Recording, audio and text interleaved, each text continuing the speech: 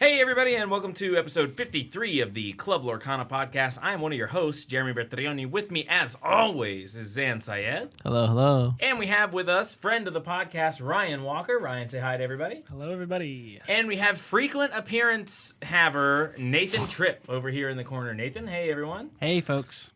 All four of us here. We got the new studio. We got a little more room. We're starting with all four. I'm pretty excited about it. To kick off the podcast, we were doing a snapshot of the metagame. I think we're going to try to reorganize a little bit, and we want to talk about upcoming events. I think this would be a good way to get the community all sort of on the same page. I had a conversation with Braden on the space where he told me about this really killer event in Baltimore, and so many people in the space were like, I was in Baltimore, I didn't even hear about it. So I think that we need a little bit of a better way to get the word out on tournaments. Yes. Great. So for upcoming events, what do we have? On the 2nd of August in Greenville, South Carolina, there is a 3v3 team trios tournament. The way that works in Lorcana is no colors can overlap. So that's coming up, 2nd of August. And it looks like you guys are all planning on playing that without me. That's perfect. Amazing. Man, the fourth wheel. The next big thing on our calendar is the SSG Fabled release and invitational. That's August 30th. I know myself, Nathan Tripp, and Syed, they're qualified for the invitational. Ryan, are you playing in the 5K rotation 5K? Here's my whole thing about the release event. I would have snapped it off, no questions asked, if I could get into the Sunday tournament. The fact that I can't get into the Sunday tournament makes me not want to go down to the Saturday tournament. It just feels freed, is it not, to add the top 8 into the tournament on Sunday? What am I going to do on Sunday? Watch you guys play? Like, I feel bad even if I won on Saturday. You know what I mean? Yeah. No, you wouldn't. You'd probably get invited to the next one. That is true. Yeah, I understand why you aren't going, and I advocated for the same thing when we first talked about it. I was like, yeah, it's free to do make it into invite. You know, at least like you can give one invite. Like at least one person is not going to show up for their spot. So I think it's free. I think the owner of SSG is like the kind of guy that has the sort of like Disney sickness of wanting to make the magic happen. So I bet you win that tournament, you go out to dinner with the owner, and you're like, my guy, give me a shot. I'll kill it. I got an infinity deck ready. And he'll be like, well, there was one person that didn't RSVP, so and you could probably make it happen. I just like... That is the vibe of that place. That is true. I'm a big believer in trying to get in there. Next on the upcoming events list, we have CCS's 25K, September 6th. Huge. Feeds into the invitational program. Is there anything anybody has to say about... no wonder you guys wanted me to lead off on this. It gives me a lot of stuff to do while y'all get to relax and chill out. Seems like that's the weekend right after the SSG tournament, right? So those are back-to-back? Yeah, August 30th. Next weekend, September 6th, is going to be the 25K, and that will almost certainly be the rotation format. That'll be the first like really, really big tournament on the rotation format. A lot of speculating to do on the rotation format. People get on my space all the time, and you know, the best removal spell right now looks like it's going to be pull the lever, wrong lever. There's so much we don't know about Fabled reprints, so speculation about rotatos is the name of the game right now. It's what everybody in Lorcana wants to hear.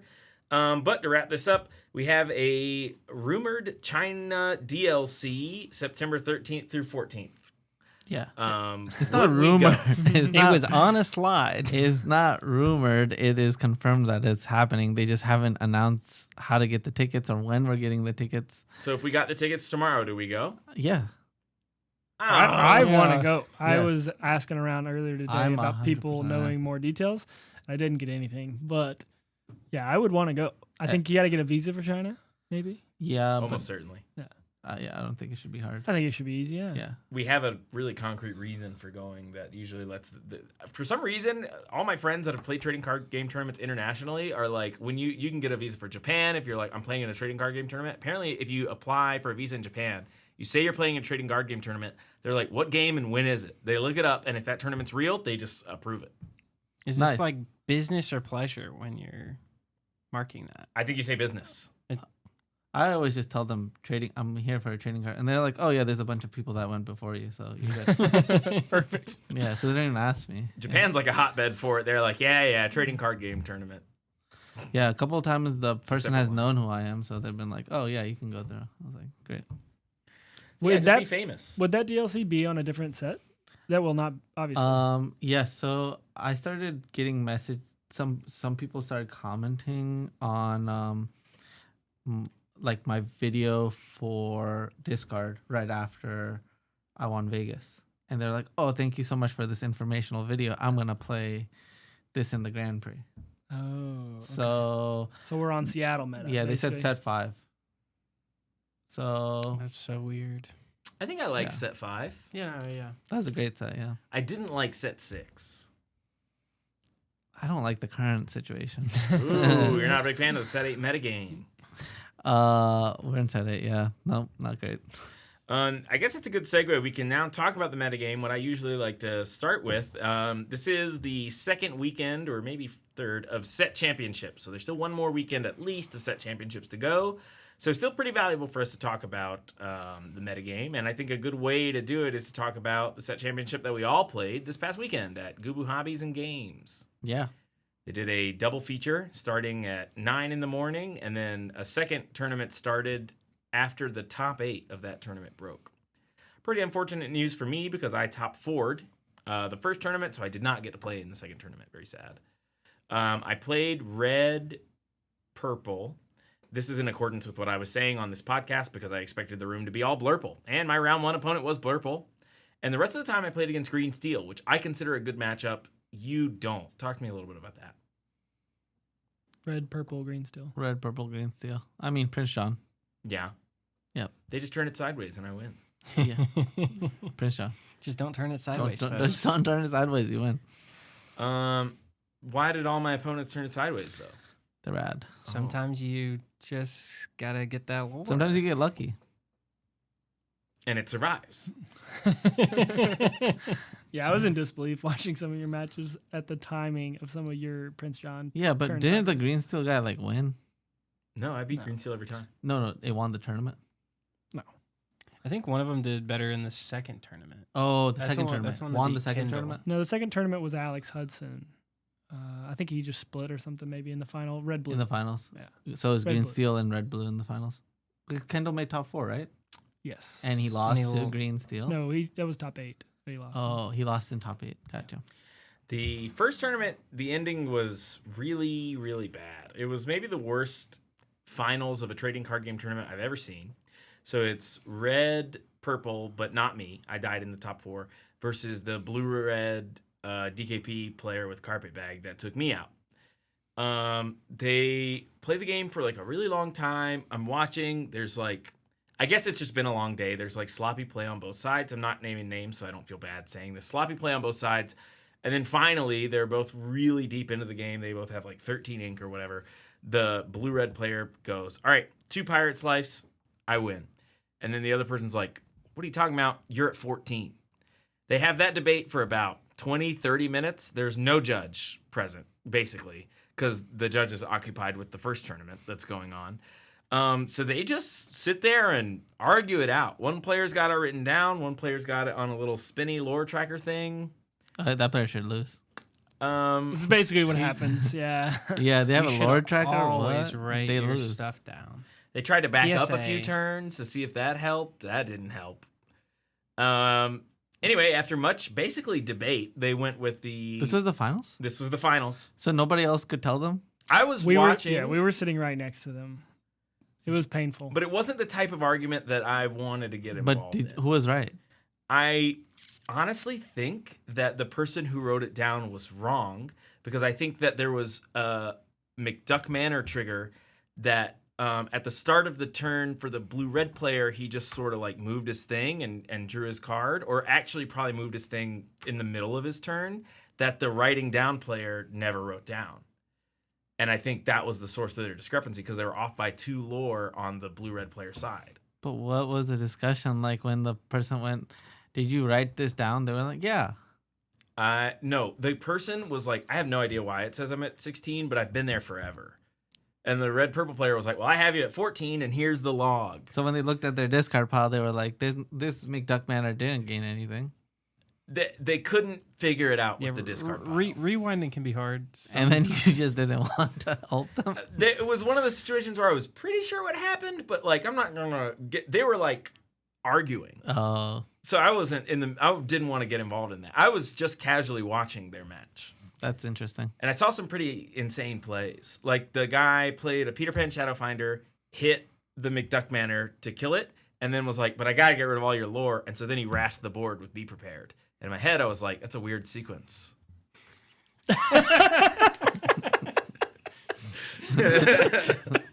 Could have still had a Peter Pan. Yeah, it's fine. It's all good. Again, That happens more often than you think. And no, of course, I don't even really want to disparage these players because they were playing a really long, really complicated game after a really long day. So I think the mistakes were understandable. But at the point where they were both arguing about it, they were already so outside of my, like, what a rational game looks like that I was just like, I wonder how this is going to end. Frankly. So to wrap up, I think metagame call Red Purple's great. It won the tournament, and I top forward. Nice. The other exciting new breakout decks from the metagame are the new Amber Steel Jund list that features This Is My Family and Beyond the Horizon. What are everyone's thoughts about that thing? You can start off. I don't know what Jund really means, so let's just ignore that you said that. Like a really good mid-range deck. Okay, cool. Yeah, I mean, I think that's what I always Amber Steel is. But I think our biggest problem with that list is how many songs it runs right now, right? Like, we want to be at 20. Yeah, I mean, 17 I think is I think that 18 is my minimum. But besides that, I mean, like, I just think that the deck has a problem at finishing the game. Right? Like, it's just bad quality cards that are supposed to, like, be able to play quickly, sing songs, and then replace themselves because you whole new world, or you play the 7 mana card. What is that called again? This Is My Family? This Is My Family, but there's only 2 copies of that. Or it might be Look at This Family. This One Is of My the Family families. is the burn card. Yeah, it's Oh, Look nice. at This Family. Yeah. What do you think? I kind of like it, but I love do it. yeah, like I do think that you could like slot in a few more songs, but I like the kind of a bit of the character focus. I like that This Is My Family digs you a little deeper. Not that song, but that's another song.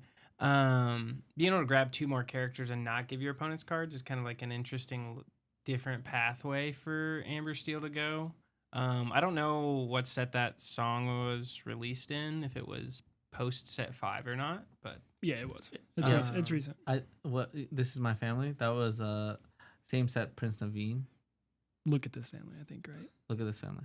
Prince so is Naveen. it rotate? Basically, my question is it rotating or I not? think it stays. Yeah. I think it stays. I think on- that's depending on, again, our card draw, our removal, and all that stuff. Like, I've always been kind of a fan of that song just because it's like you sing it and you get 2 characters for free. It's like Yeah. draw 2, sort of.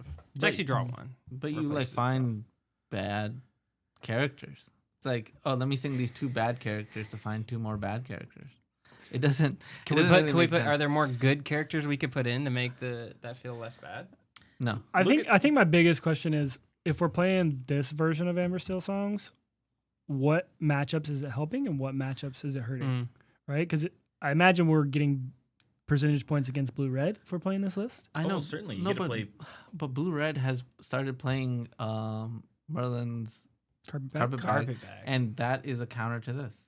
What do you mean? Well, Discard your items. 100%. Pick 'em back up. Yeah. It And- just gives them their popsicles back. In typical Jund fashion, you always have an answer. So this plays 2 bare necessities to get rid of their Merlin's Carpet Bag before it becomes a problem. You also have You Have Forgotten Me. Yeah, but they have Tamatoa to pick up that carpet bag and then play it for free. But the okay, so Look at This Family set 4, by the way, let's not just- surviving rotation. Oh, it's not surviving. Ooh. That's Oh, sad. okay. Well, then this is Let's less interesting. Let's rewind real quick. When did this whole situation start? Right, this is not a new deck. It's an old deck, and RMB and Sailor were really pushing it when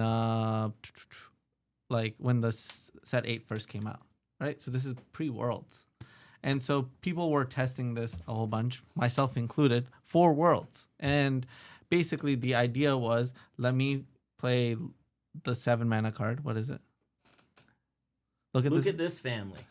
And It- Beyond the Horizon. No, Beyond the Horizon. Okay. That's the other Right? They were playing all 4 of those, and the idea was you make your opponent discard their hand, they draw 3, and then you make them discard 2. Yep. Right? And you can sing it with your Cinderella plus your 2-drop. That's a singer 4. Exactly. So that was the idea back then, right? And you were like, okay, this sounds okay. Let's like give it a shot. So we start testing it. What we realize is, let's say you're playing against, for example, blue red, and they decide to go kill your 1-drop, kill your 2-drop, kill your 3-drop. Now you're stuck with like all these like really expensive cards that don't really do anything.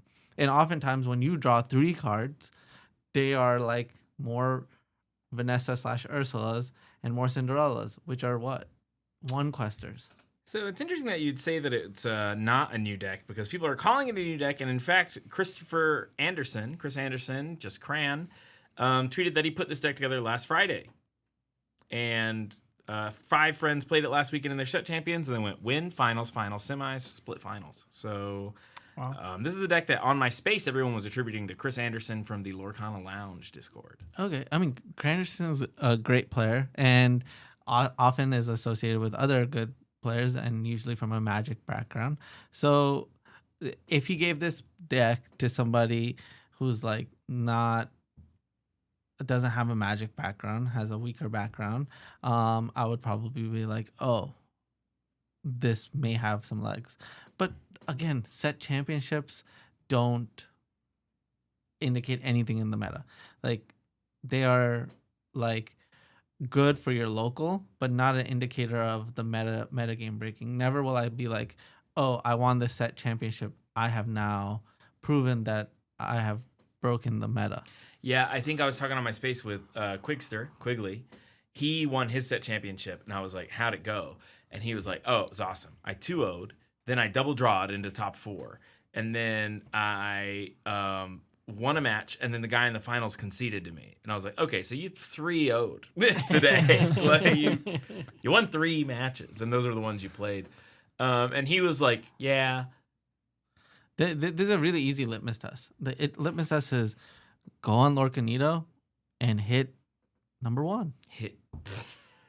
I thought you were gonna Somebody else talked his I hand. thought you were gonna say like top 25. I know, but Number you don't is need so to. Top high. 25 is not great. I'll explain. I think you were talking about your litmus test, and No, then no, there's no. like everybody else. I'm gonna say why hit number 1 because right now, like Lorcanito is weak, right? Because there's no DLC coming up, so it's weaker than ever. So if we were walking into Worlds or walking into DLC, I would say the online meta is as hard as possible, right? The online meta isn't as hard as possible. So what we should be doing is putting ourselves to the hardest test possible, which is like hitting ELO number 1 on Lorcanito, right? So now let's compare 1 set championship to hitting even top 10. I think that winning 1 set championship is not even like hitting top 100 on Lorcanito. Like that's how much more difficult it is. But we have one thing that's readily available to everybody. Anybody who has internet can pretty much do this test and figure out whether or not their deck is good or not. So just like before claiming like, hey, this deck is really great and making people potentially waste their set championships, I just think like just do the test, right? If you go and play 10 matches with this, like you win your set championship and you go and you start playing Lorcanito and you're like, okay, I'm gonna prove my hypothesis that I gained from winning a set championship with this, then it will be real. And that's why, yeah, that's it. Let's keep fleshing out the metagame a little bit. We can do it through the lens of our set championships. So let's just go around the table and talk about who we are, what we played, and why. Who wants to start? I can start. Yeah. So if we're talking about meta breaking, my first opponent was playing puppies. What were you playing? And I lost. Ludwig ate my breakfast. I was playing Yellow green. Under the Sea. Okay. Ludwig ripped my Under the Seas, and so then both the games were close, but it came down to whether I was going to Under the Sea or not, and Ludwig discarded 2 of them, and I sang 1 of them, and still lost. Why did you choose to play green-yellow Under the Sea? This is a great question. I had the deck put together from our triple deck format, and that's why I played it. From Worlds Testing. From Worlds Testing. I like the deck, and I've always wanted I played it, I think 2 or 3 set championships ago. again did like okay with it. I lost to hyper aggro, which I should be able to kind of, if things go my way, then I win. And it's just like that's what I won. And then I faced another hyper aggro round 2, which again, same thing. I win. I go 2-1 in both of them, but they basically came down to one turn. Do they discard my Under the Sea with either an Ursula or a Ludwig? And then every other match I played, discard felt really good. Like other than those hyper aggro ones, I was like, oh, this feels great. I'm like discarding their stuff. Played a lot of green steel, which honestly, I'd probably just rather play green steel if I'm doing discard because I like that deck. But so it's fun. It's just different. Zan, what'd you play? Why'd you play it? I mean, I played Diggy Hole. I started off 2-0, and then I lost to Q, who was playing Blue Red. It was an interesting match. Honestly, I was like feeling like I was in a pretty good position. So I lost the die roll. I won game 1. I don't think he knew I was playing Diggy Hole. So then we go into game 2. I put myself in a really good position to win. But there were just like too many top deck Sisus. We go into game 3, and that was like I felt like I was in a super winning position, but I've never seen Daisy Duck like do so much work against me. It hit the bell into, I think, a 5-cost Maui when there was like, it was no into a Sisu, into a Maui, I think into a Sisu, a big Sisu, which was like, I'm like, you gave him the perfect 4 cards. Yeah, I was like, I was like, okay. so that's where kind of it like went downhill. But the main thing was like, okay, we had 6 rounds. I got paired against Nathan 1 round, and I got paired down, so he gave me the win, which was very generous of Nathan. But I lost the die roll every single round, and so I was in these weird positions where I was winning games from a really bad position. So I'm playing against Blurple, and that situation was interesting. I won game 1. We're in game 2, and my opponent attacks my Rapunzel. And I'm kind of like the shop owner actually brought his dog and showed me his dog while I was in middle of my match. Nice. And so then my opponent attacks my Rapunzel and is like, I'm going to take that back. And I let him take it back. Yeah. And because I looked at my hand and I was like, there's no combination of cards that he could have. I was wrong. There was a combination of cards. He used like a Bell and a Hades to kill my Rapunzel.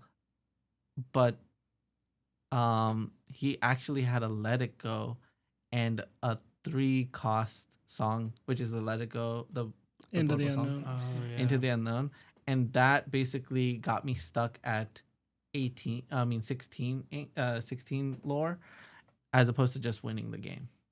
And I felt like I just wasn't in the mood to play like super like hardcore, and I could have just been like, no, and then just wrote my ticket into top 8. Instead, I allowed a possibility for myself to lose, just trying to be a nice person and not take a set championship as seriously as I do some of the other tournaments. And I got punished by that. And so those are my 2 losses. I finished 4-2. I felt really good about my deck. I played Diggy Hole. I played 2 Hades in my Diggy Hole, and that card was absolutely phenomenal. Allowed me to win games that I wasn't supposed to win. So yeah, overall, I think that like my games just didn't line up the way I wanted them to. But there's one thing I want to talk about, which is the beginning of a format and the end of the format. And so we're kind of at the worst part of Lorcana, which is everything is kind of solved and people are playing a bunch of solved decks, right? And so the way that I created an advantage for myself is obviously I try to play at the highest level, but the other part is I like to build something that kind of cuts through everything. Yeah.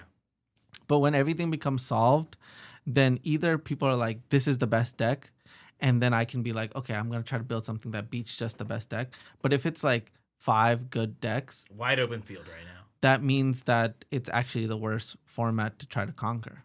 And because that's the end of the format, and basically people have put an infinite time for worlds that have allowed like a bunch of tech to come out that have kind of exploited set 8 in a way that now every person has access to this deck, and you no longer have any advantage besides your skill. So let's say if I play in a tournament and I like lose all my die rolls, but I play at the best I can possibly play, I can still just lose the tournament.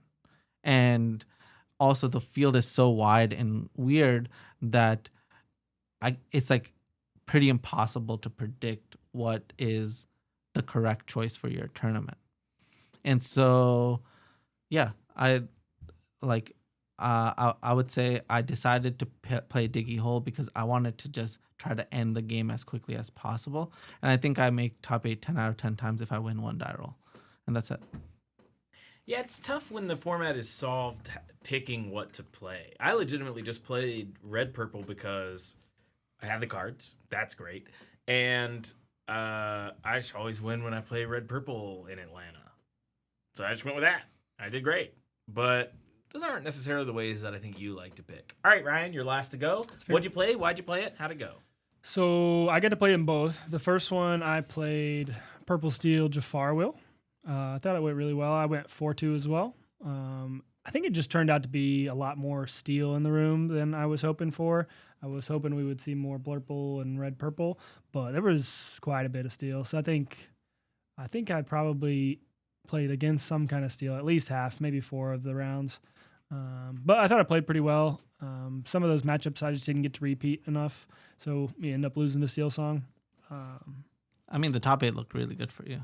Yeah, if I could have snuck into the top 8, I think it would have been really good. Unfortunate, but so basically I decided to pivot going into the second because that top 8 was going to be playing steel theoretically, and there wasn't a lot of steel in that top 8.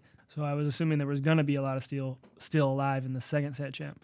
So I pivoted away from Purple Steel Jafar Wheel and went back to the Broom Boys. Mm-hmm. And how'd it go? It was a lot of fun. I played really well. I ended up, we went down in rounds. I think the first one was 6 rounds. The second one was 5 rounds.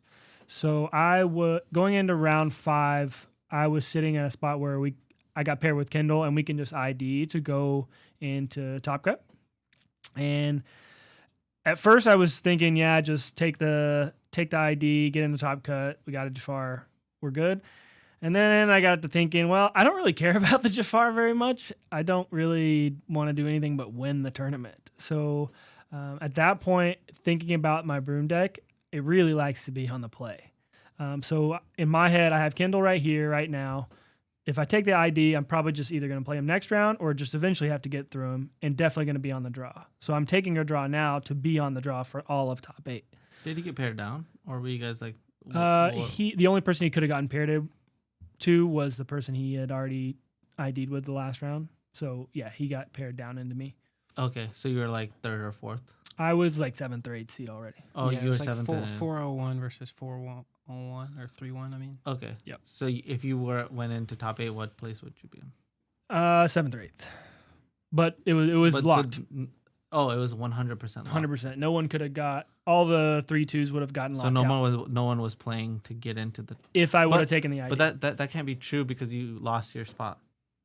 Right. No, so because I didn't take the ID. If I take the ID, but none of the matches mattered. Right. They locked top. Okay, so someone got in because I decided to play, thinking, I get a dice roll here against Kendall, right? I can be on the play here, and potentially get a higher seat going in. Yeah. So I ended up losing. I actually still could have got in with the loss if the breakers would have worked out a little better for me. My breakers just happened to put me in 9th. Okay. Is what it is. But I thought that it was fine to take that shot right there. So we really have close. we had that dilemma in DLCs. So there were players who played and there's players who didn't play for it. Mm-hmm. I was one of the players who doesn't believe that you should play for it. I think that when you have it locked up, don't mess with it. Get into top 8 and then do the work once you make it into top 8. a great example of that was when I went to Wisconsin. I could have either played to be a higher seed or 100% lock it in as like I think 7th or 8th seed, same position as you. And I was on the draw 100% of it was a top 16 actually. So I was not 7th or 8th, I was even lower. I was like 14th or 13th, somewhere really low. Or 15th. Or maybe even 16th. I don't think I was 16th. I actually don't think I was 16th. And I think I think in top 8 I did play against 16th or something, and I was on the play. Go first, yeah. But basically I'm like, yeah, I'll just do the homework once I'm in top 8 and I'll figure out the way to beat it. And Kendall was playing Amber Steel songs. Yes. Yeah. I don't feel like I think the only thing that's important in that is more than the die roll is to have Pete. 100%. Yeah. The Pete's are really important. I just think the missing part of Ryan's thought process and formula was, what is Kendall playing? You know what I mean? Because he's like, I just wanted to win the tournament, so I took the chance against it. But we know that if like Ryan had been on Blurple and Kendall was on Blue-Green, we would have been like, no, wait, you don't play because you're going to lose. I don't know how much that factors in, but like, how good do you think what were you playing, Purple Steel? Yeah, I think what it came down to was I looked at that top 8. I could see the top 8 right there, right? And I thought the top 8 ran through Kendall at that moment, right? So if I have to beat Kendall, right now I have a chance to beat Kendall with a die roll. And if I don't take it, I have to beat Kendall playing from behind, guaranteed. That was like the. I don't think that's guaranteed though. I also don't think that's guaranteed. I think it's really crazy. Yeah, we're talking about the play draw here. That's what he's talking about. No, but what I'm saying is, you're not guaranteed to play against Kendall. Sure. Yeah, that's true. 100%. That is true. Because we don't know how the breakers shake out and where you end up. And you lock in prizes. I know you don't care about it, but it's still getting your entry back. Sure. Right. So I don't know. I always still consider that being on the play and being on the draw. I think the decks matter for sure. Like, it's not just always a blanket, always take the ID, or sometimes play it out for seeding. I think it matters what deck you're playing. Yeah. Right? Some decks like to be on the play more than others. Some don't care. Yeah. But Kendall got knocked out by someone else. He did. So I mean, that shows you that there's kryptonite that exists and that you should still make it to the finals and play it out there. Yeah, just put yourself in there and then see what happens from there. That's just honestly what I do and I've done in practice so far. And I think that, I don't know, which tournament were we at? Was it Vegas where the guy decided to play it out for... I mean, Zach Bivens played all the way up to first. Yes. In I think, Chicago. He did it multiple times. Great. He did in Vegas as well. Great. And was number 1 seed, but ended up getting knocked out. So being on the plate ended up not mattering. But get wrecked, Zorro. No, the point I'm trying to make is I think that in Zach's case it worked out that he ended up being the higher seed, but there were enough stories that were going around while we were in that tournament where a 5-0 played and lost. Now needed to get another 2-0 and then ended up losing again, and now they're out of a tournament that they were 100% locked. When I had the 5 wins in Dallas, me and all of my opponents happily shook hands. I mean, it wasn't even, I think for most people, it's not even close. What are you talking about? Handshake, let's go eat something, or let it go. Try on cowboy hats. It's not most people. That's what I'm trying to say. I think that it's enough people that we're gambling. I think it's just nuts to play in that spot if you're already pretty much locked for day 2. I kind of like it. You got to be a little bit of a madman in that scenario for sure. Do you think there's merit to just being all or nothing guy? Like, if you're going to play it out, you're always playing it out. If you're going to take your ID when you're in, you're always going to take your ID. Right? I mean, you decide which path you're on and you're sticking to it. You know, when you play house poker games, there's that guy who doesn't know how to play, who just goes all in on every hand. Is there merit to that? Yeah, that guy wins a couple of hands, but loses in the long term. That's a good point. That's totally cool. You're gonna get punished, just because sometimes you have that validation of it, that you won at 5-0 and now you're 6-0 and you're like, wow, I'm number 1 seed. Yeah, eventually. But then eventually you're gonna get punished and get kicked out of the tournament. You're like, Well, that felt really bad. That wasn't worth it because you didn't care about prizes this time, but sometimes Yeah. you will care about prizes. There's one more thing I wanted to talk about on set championship weekends, and that was my round 2 of the first tournament. Yeah. I'm playing around, and I think all 3 of you are watching me play. I'm playing against Green Steel. It's going. We're in game 2, and we're chugging along, or maybe game 3. I'm playing, and I just get this sense as I'm like looking at my hand that I've like totally lost track of what's going on in the game. I'm basically beefing it. I'm like doing damage control for no reason. My game's going really poorly. It wraps up. I win because let's not get punished for playing bad. The guy leaves. He's like, "It's great playing against you. You know, great to meet you too." I kind of turn to you, and you 3 are dead silent. You're not saying it. Nobody's saying anything. Palpable pregnant pause, and I go, "I think I played that game horrible." And you're like, "Oh yeah." So let's maybe give players advice. What do you do when you look down at your turn 7 and you realize that your turn 6 didn't make any sense and you don't know what's going on anymore? Where was I? What should I have done? What happened to me? You're the expert. Help me. I mean, you just went into a hole and then just threw all your shit away. You know what I mean? And I mean, the best way out of it is like, okay, don't act like you didn't make a mistake. Acknowledge that you made the mistake and be like, okay, how do I play the game moving forward?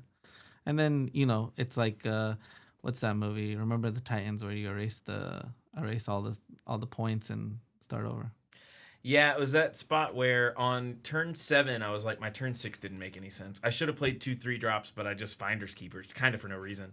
And now it's turn 7, and I was like, well, now I don't know what to do. I'm in such a bad spot. So I just played some guys, and it was also way off curve, and quested. And then turn 8, I was like, turn 7 wasn't good either. And pretty much just every turn I played after that, I was like, this is something important that you said in the moment was, I just wanted to be prepared.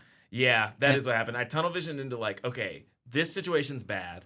The best way to get out of it is if I just find to be prepared, then we do get to just start over, But right? There's no board. I didn't even feel like that. I felt like when you said that, when you looked over and you said, I just wanted to be prepared, you were like, I don't want to use my brain anymore. Yeah. And I just want to draw 3 cards. One of them is, hopefully 2 of them are be prepared, because if they play Ursula, I'm still good. Draw 3 cards, hope 2 of them are be prepared. That's the American way. Yeah, it was interesting. I also think that your opponent was interesting. Your opponent had an Ursula out and was like, let me just hard cast these 2 songs, turning this Prince John sideways. And then I was like, what the heck is happening? We were playing a good old game of Lorcana. And then you drew Brawl, and you're like, I don't need to kill this, and then kill this Ursula. And then your opponent was like, yeah, I've already used all my songs. And I was like,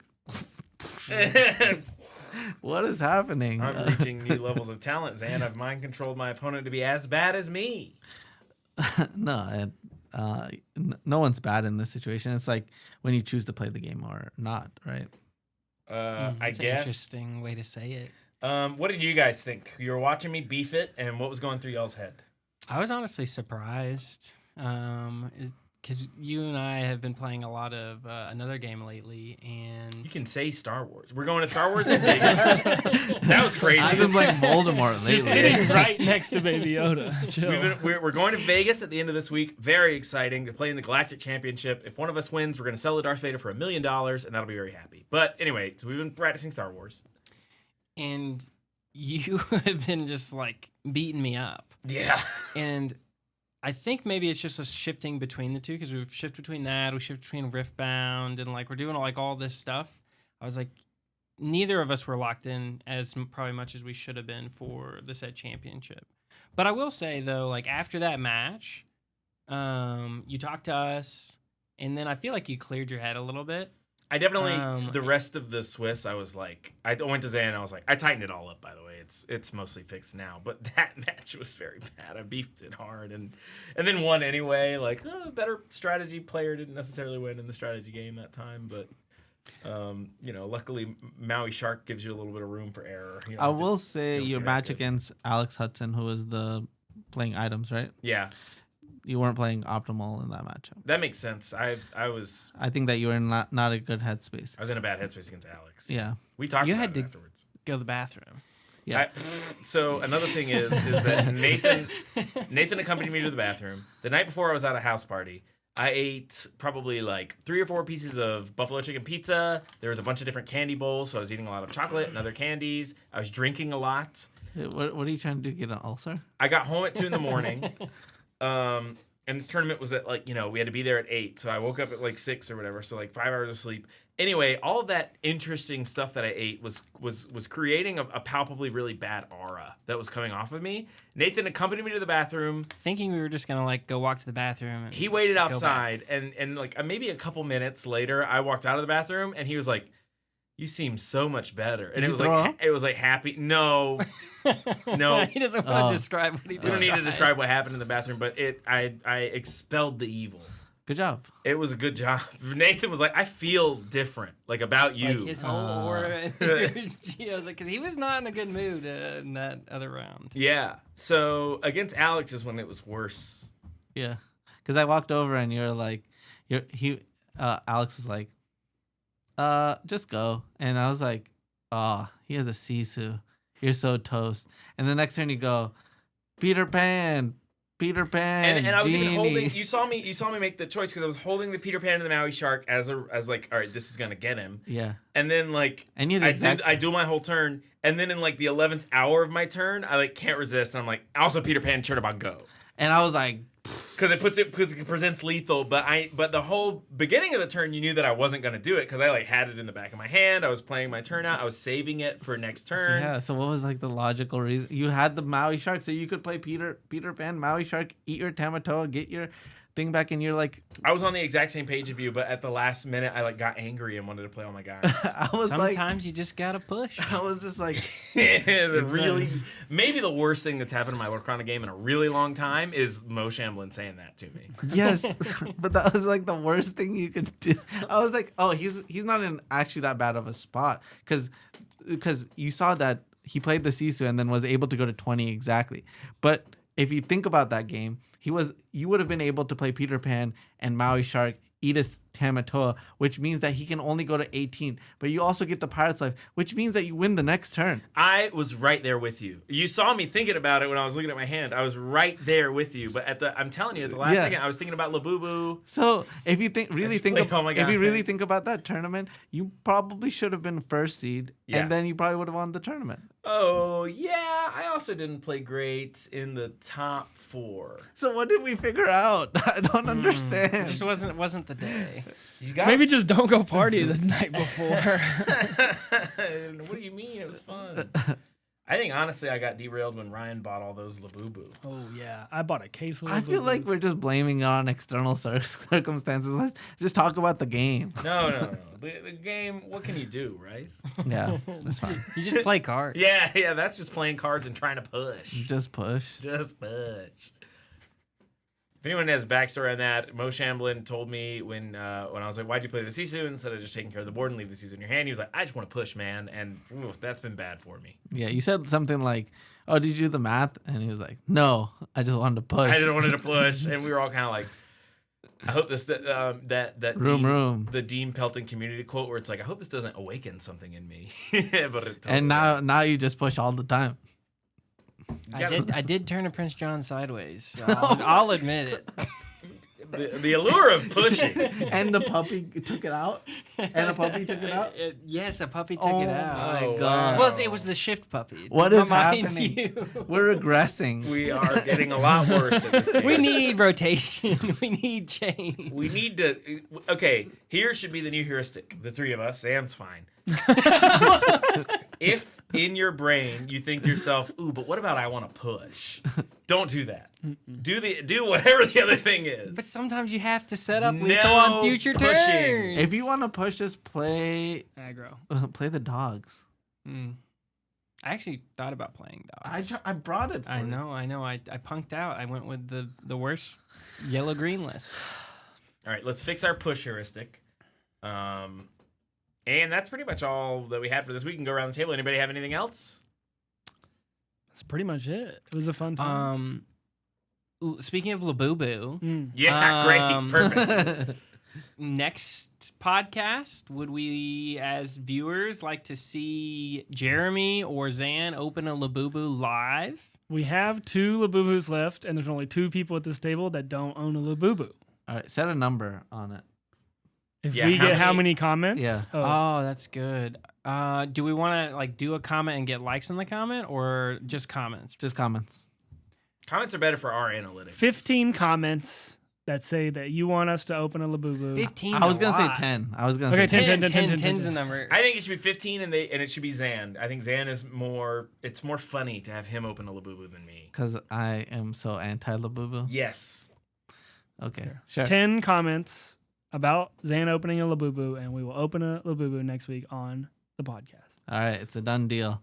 All right, Jeremy, where can they find you? Okay, thanks so much for watching, everybody. My name is Jeremy Berturian. You can find me on Twitter at MoxJeremy. I run a space every Mondays from 7 to 9 a.m. Eastern Time. Those have been awesome. Braden's been hopping in. We had DKP hop in last week. This week we had Lorcana Villain come in and say some things. And then R&B and Justice are always there, always doing great. So yeah, come find me on Twitter. It's where, and then join my space Mondays. That's what's good for me. Sam, where can they find you? You already here, Ryan? Ryan Walker. I'm on Twitter at ATL Ryan Walked. I would say we're playing the Greenville 3v3 next weekend. If you think you have 2 friends that could beat the 3 of us, bring it on. Sweet. I will not be there at that. Nathan Tripp on Twitter, and I'll be at the Star Wars World Championship with Jeremy here in a second. Nice. You got to live tweet it. You got to tweet every one of your rounds. I'm gonna be looking out for the Star Wars World Championship tweets from the first Star Wars World Champion. That's exciting. 3,000 people tournament. Bye, everybody. Bye.